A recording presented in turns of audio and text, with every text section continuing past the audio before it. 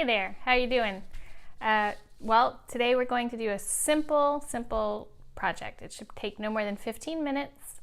We're going to make a linear landscape using only a Sharpie marker and a Sharpie pen. Here's a quick example of what we're making. And I'm going to show you step by step how to do it. It should be fun, it should be easy. Now, if you don't have a Sharpie marker or a Sharpie pen, you can easily just use a thick black marker and a thin black marker. You just need to have two different depths, or thicknesses, I should say, of markers to use.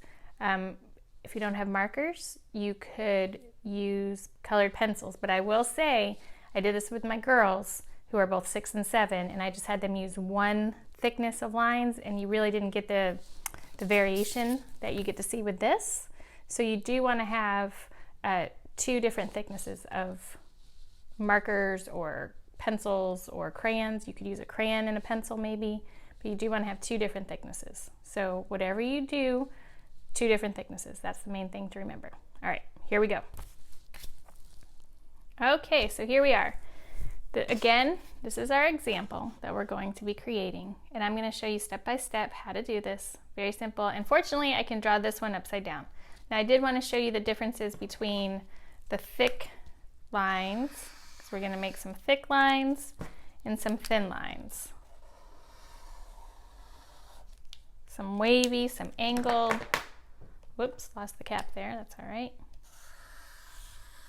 I just prefer using Sharpies. That's just me. But if you don't have Sharpies at home, that's okay. Okay, so there is a difference. Do you see the difference? Yeah, while we were doing this. So let me move this. I'm going to place this here for you to look at. Now the first thing we want to do is we want to create a border, because the border creates a nice frame for our artwork to be showcased in. And the first thing that we're going to do, I found out that this helped with my 6-year-old, we're going to put a dot in all 4 corners. Okay, do you see those dots? Now very simply, we're going to connect those dots, making a nice straight line. It's okay if it's a little curvy. You go from one end. If you need to turn your paper, that's fine.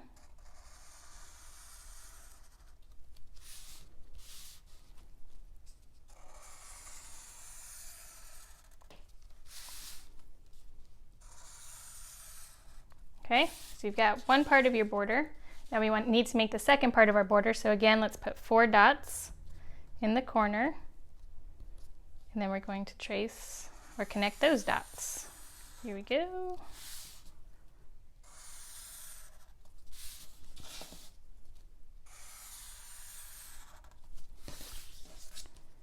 All right, now we will come back to add some lines to the center of that border later.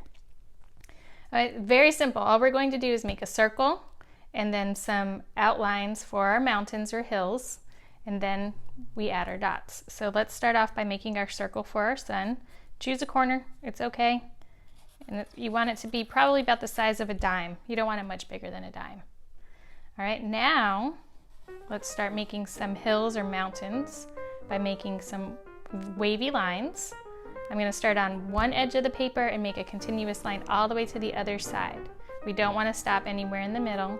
So if it's easier for you, you can make a dot and a dot so you know where you're headed. That's fine. I'm going to go up, down, and over. Now yours is going to look completely different. Mine doesn't even look the same as that one right there. Above this, I want to make another little wavy line.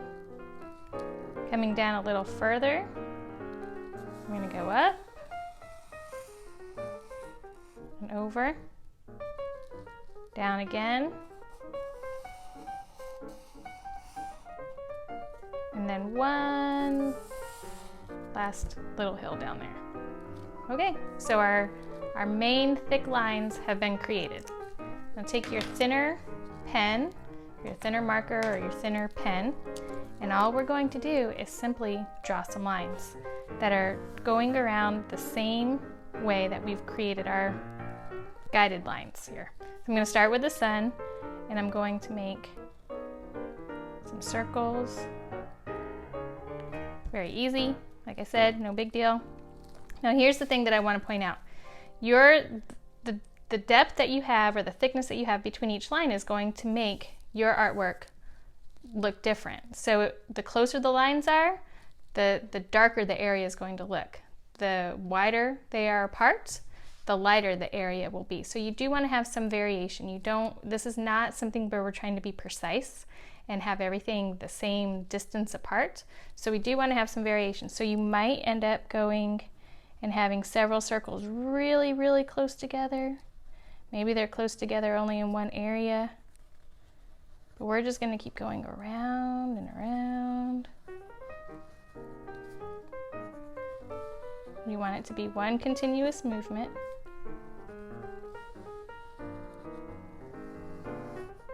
And as you look at it, you're like, maybe I do need to have them a little bit closer. So I'm going to go really slow, make some circles that are really close together. And you just keep doing this. Now, if you come to an area where you've got another line, you simply stop, pick up your pen, and continue going. So I'm going to keep going.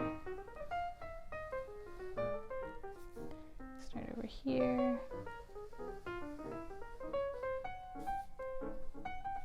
See, I picked up my pen, went over. Now I want to have a change here. I want there to be some distance between some of these lines. Okay, now I'm going to start bringing my lines closer together. I'm going to fill in this whole area with these curved lines. If you need to turn your paper, that's fine. Just go slow.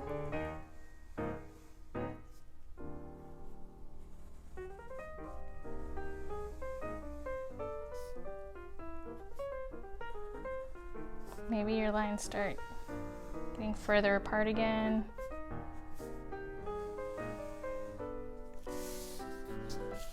Doing that for you so you can see. You do want to have them go all the way to the edge.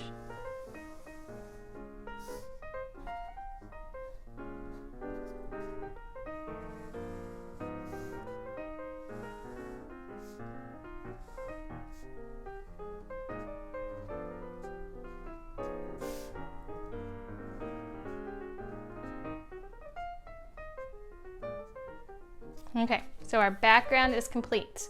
Now we're going to work in the foreground, which are all of our mountains and hills. When we do that, we're simply going to go along the edge of our previous line. So we're going to continue getting the same curves, the same angles that we had in our previous lines. And again, if you look here, some of the lines are really close together, and so it makes it look like there's maybe some shadows or some depth to this paper, and really that's only just lines that we're using. So let's go ahead and start outlining again, making our lines.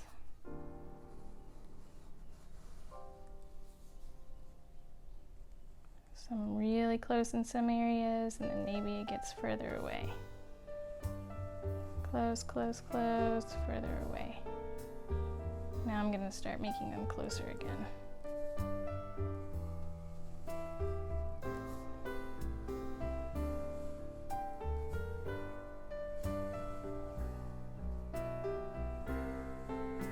Maybe in this area I didn't really like that space, so I'm going to go back over and make another line. You can add some more lines if you need.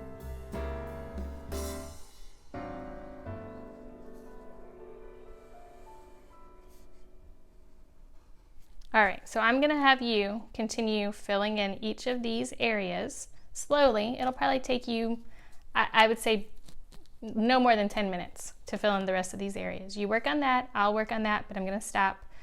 You go ahead and pause the video, and then I will come back and show you how to do the border. Okay.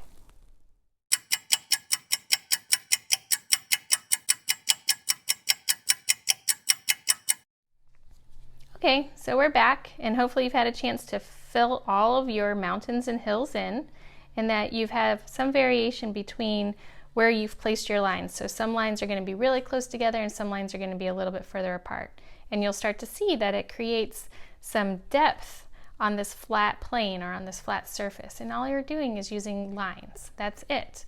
So, and then again, I wanted to also point out to you, same person did both of these and they both look a little different. So every time you're going to do something, it is going to look a little different, and that's perfectly fine because that's just the way it works out. Now let's go ahead and do our border, and we're going to simply draw diagonal lines in each corner, and we're going to fill in each area with just straight lines. Some lines are going to be close together, some lines are going to be far apart. Very simple, very easy. The closer they are together, the darker the area, the further apart, the lighter. Just go slow and get it done. Make sure you pick up your pen for every line.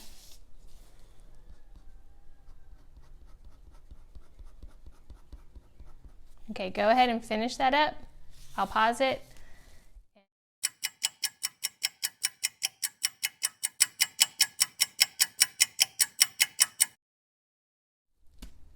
All right, so you should have